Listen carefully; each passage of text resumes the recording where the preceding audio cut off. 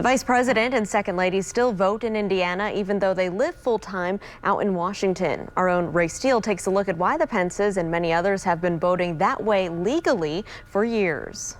Back home again in Indiana. The votes of Mike and Karen Pence are now in. They won't be officially counted until Election Day.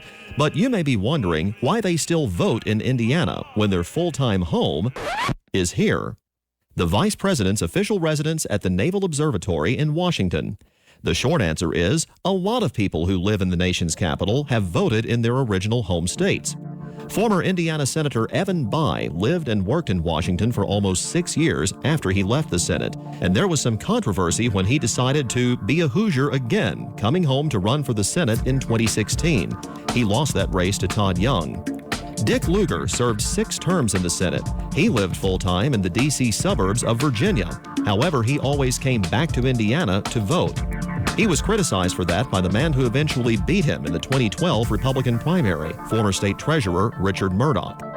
No one has really criticized the vice president for voting here, since you obviously can't be vice president of the United States and live in Indiana at the same time. But some have questioned how the Pences are still able to use the governor's mansion as their official Indiana residence on voting forms, especially since the current governor also lists that house as his address. The Secretary of State's office tells us it is not illegal.